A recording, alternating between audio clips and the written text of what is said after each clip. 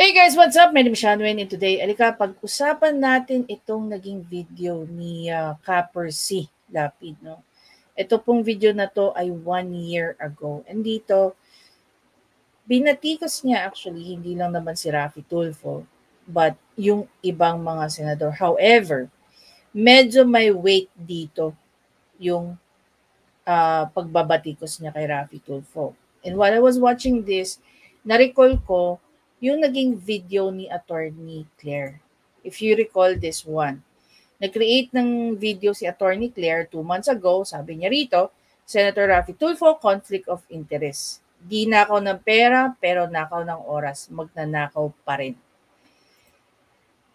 And then 5 days ago, again, sabi niya rito, Senator Raffy, nag-walk out ng di ba masunod ang gusto? May conflict of interest from RTIA to Senate.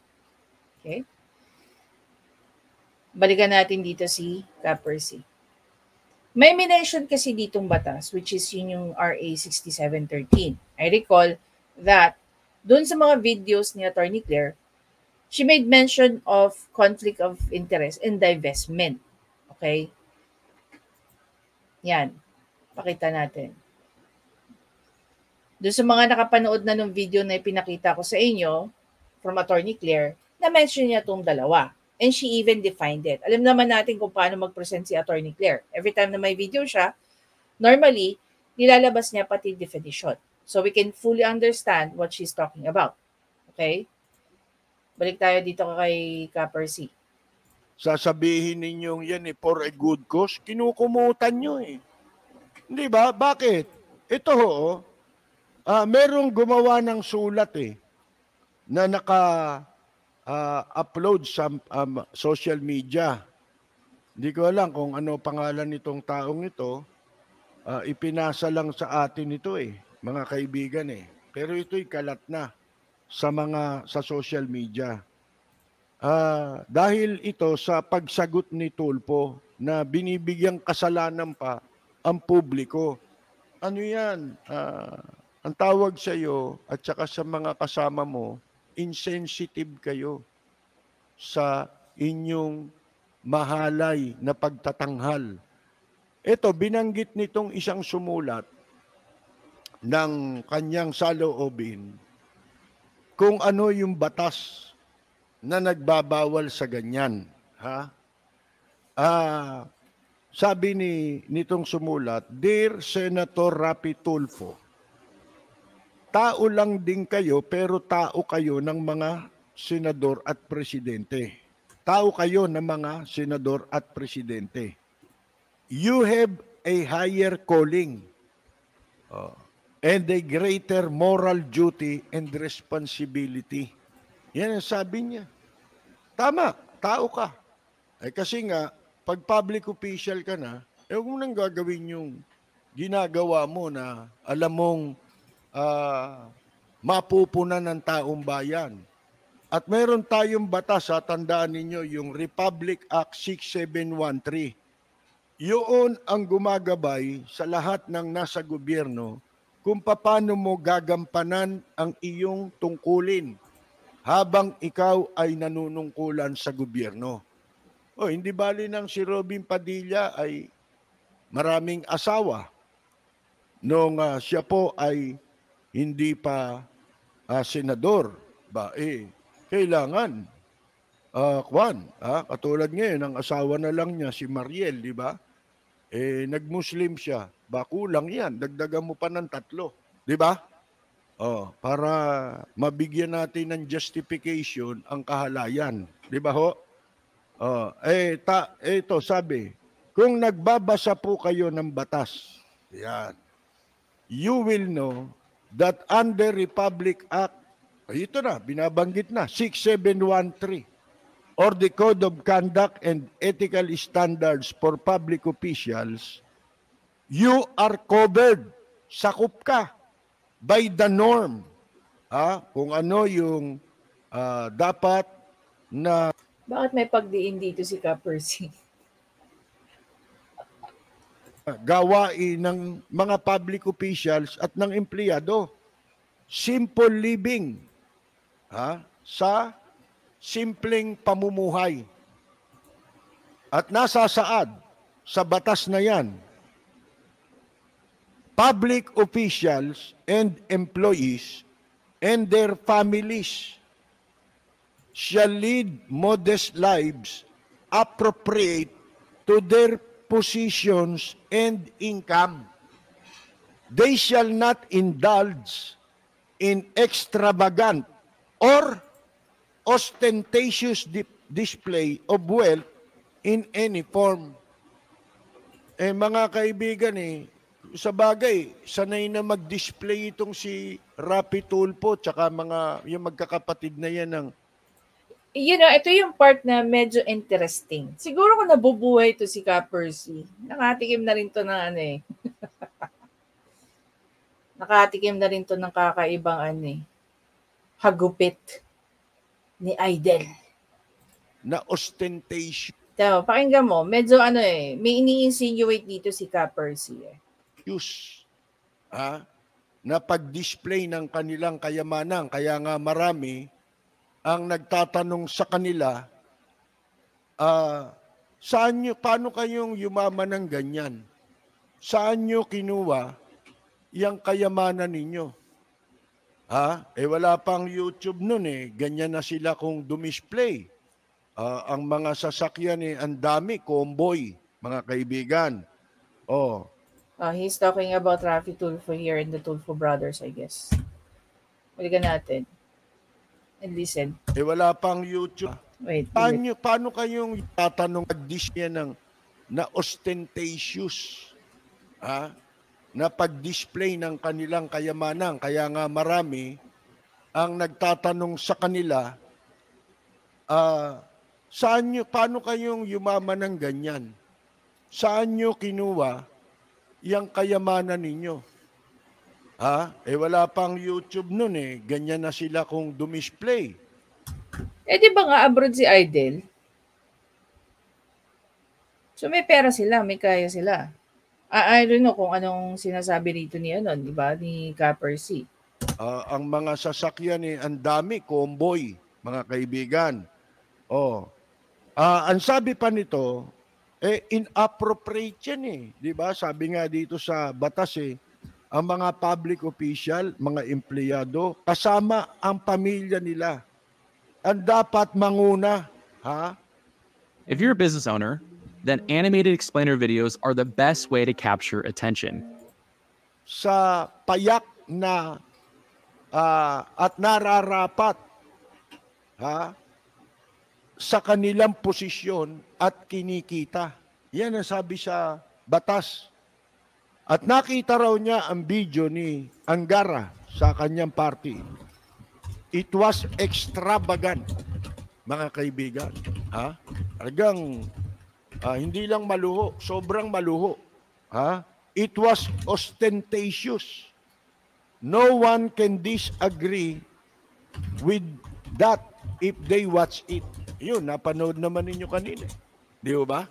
Lintik May Top Gun pa ron yun ang pamagat ni Angare, di ba? Dapat dun, ang garapal, di ba?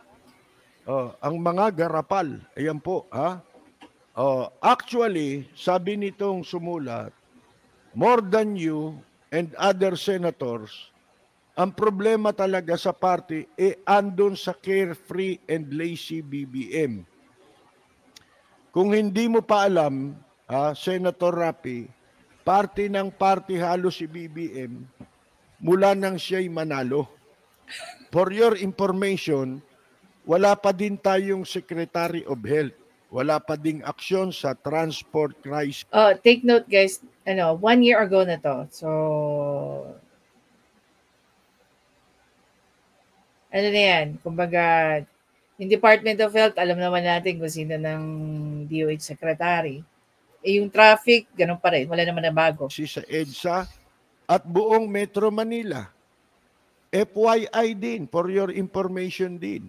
Nung weekend, ang lakas ng ulan at baha. Habang nagpapaparty kayo, binabaha kaming mga Pilipino. Did we hear anything o any concrete plans and action to finally resolve the perennial problem of flooding in Metro Manila? Oh, meron na ba kayong solusyon? Balita natin, ang sabi ng authorities, mga kaibigan, o ang sabi nitong isang reporter sa kanyang interview yata sa MMDA. Ang sabi ng MMDA daw, yan daw baha sa Maynila noong Biyernes ay dahil sa dolomite. Sagutin ka kung meron kang tanong. O eto mga ito, ayun, nagpa-party lagi. Ang dami nang ang video, di ba, ni Bongbong Marcos. Simula nung mapwesto siya, puro party. Ang hilig sa kantahan. Inuuto naman siya ng mga senador, di ba? Tsaka ng mga public officials. Yan. Para makadikit sila ng gusto. Utuin natin. Mahilig kumanta yan eh. Di ba? O, pakantahin natin. Hindi ba si Pinoy, dyan din nababanata nung araw? Si Pinoy, merong occasion, nag-party. Ang tumugtog pa nga, family birth control eh. Mga kaibigan, isa yan sa paraan ng pang-uuto eh. Hahanapin yung kiliti mo, di ba? Pag doon ka, parang yung nanay niya, si Imelda, di ba? Ang galing kumanta ni Imelda. Pag kumakanta yan, nababasag yung chandelier sa Malacanang. Yung operatic ang boses, mga kaibigan.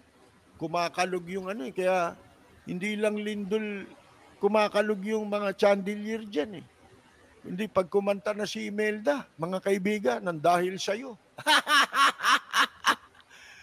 Ngayon, ayan, wag mong ipamuka yung 3 million for PGH. Mas malaki ang bag naming mga taxpayer. Totoo nga naman, mga kaibigan. Naging senador ka lang, todo depensa ka na sa mga kapwa mong government official. Trabaho rin naman niya dati yun eh. Mga kaibigan eh. Kunyari, public service, magsusumbong ka sa kanila. Pag ang sinumbong mo, maraming pera, mga kaibigan, wala namang nangyayari sa kasong isinumbong mo. Di ba? Wala na.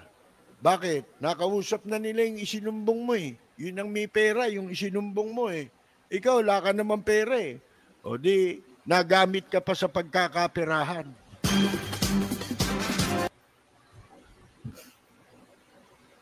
Naalala niyo yung live ni Hanapin nga natin yan. Yung kaka-live lang ni Teacher Mark. Yung na sinumbong daw sa wait lang ha. Hanapin natin. Teacher Mark. Yung isinumbong na sa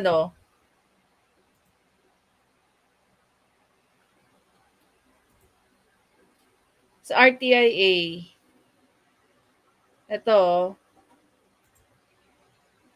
Wait lang ha.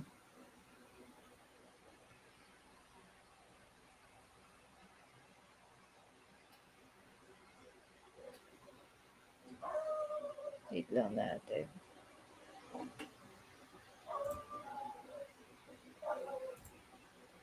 Ito guys. Live to kanina ni Teacher Mark. Kanina ko lang napanood. Yan. 1 day ago, kahapon. 5 years ago na kaso sa RTIA, nagpabitag, biglang damage control si Raffy Tulfo. Diba? So, dito, kung babalikan natin yung sinabi ni Percy, balikan natin sinabi niya. Rin naman niya dati yun eh. Sa mga kapwa mong government official, trabaho rin naman niya dati yun eh. Mga kaibigan eh. Kunyari, public service, magsusumbong ka sa kanila.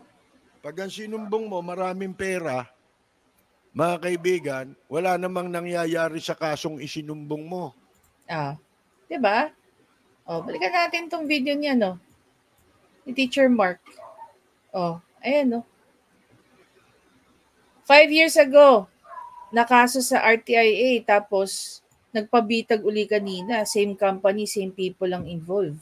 Tama ba? O same company lang? Diba? Wala na. Bakit? Nakausap na. O nga, ano ba nangyari doon? Bakit nga ba hindi napasara yun ni Idol nung 5 years ago? Kasi hindi pa siya senator. So ngayon senador na siya, papasaran niya na yon. Ganun ba yon? Nila yung isinumbong Parang gaya ng sinabi niya na marami na raw siyang naparilib na pulis. mo eh. Yun ang may pera, yung isinumbong mo eh. Ikaw, wala ka naman pera eh. O di, nagamit ka pa sa pagkakaperahan. Boom!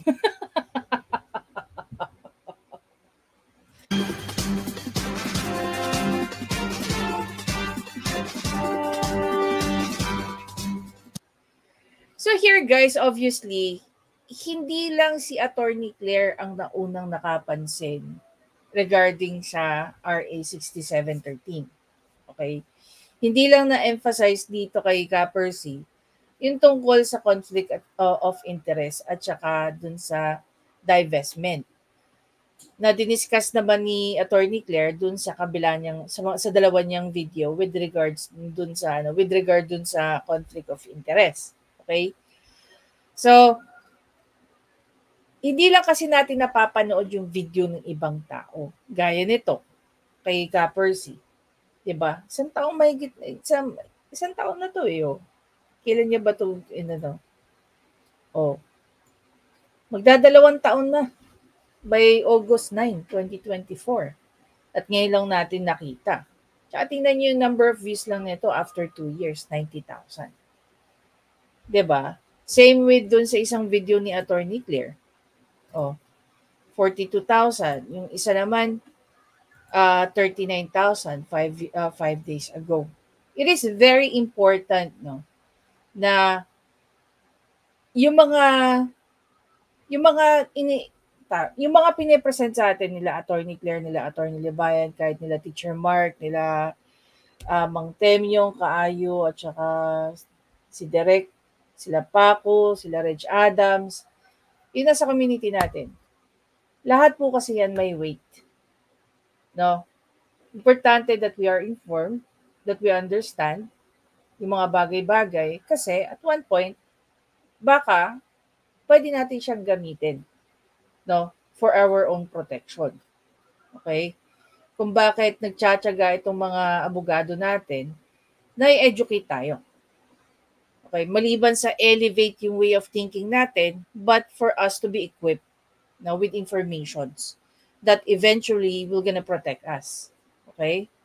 So, again, hindi lang si Attorney Claire pala ang nakakita ng mga ganyan. Ka-Percy, yung sumulat sa kanya. So kung tutuusin, pang ilan na si Attorney Claire. We don't know kung ilan pa sa mga nandyan sa online, no, na they talk about, no, yung mga paglabag sa ethical standards, okay, ng mga politiko.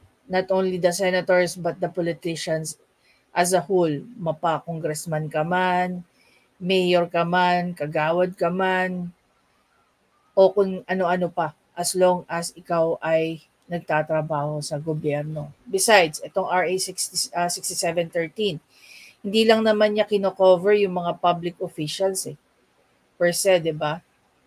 Nakalagay dito, kung babasahin natin, palakayin natin guys. No? Sino ba ang nasasaklaw nito? Public officials, defined as includes elective and appointed officials and employees, permanent or temporary, whether in career or non-career service, including military, police personnel, whether or not they receive compensation regardless of amount. No? So, basta ikaw ay nagtatrabaho sa gobyerno, nasasakupan ka nito. Republic Act 6713. Okay? Itong part na to, ito yung mga importante. Diba? Para malaman natin sino yung kino-cover, ano yung mga coverage nung hindi nila inaalaw at kung ano-ano pa man. No? Hindi nila inaalaw at inaalaw nila. Diba? Interesting lang dahil imagine niyo habang tayo walang pakialam noon kay Aiden back in August, may mga tao na pala na sobrang na very keen sa mga movements ni Aiden. 'Di ba? Kumbaga, tayo yung mga last frontier. Tayo yung mga huling taong nakapansin. But even before that, may mga kapper si Lapid na kino-call out na siya, na nagiging critical niya.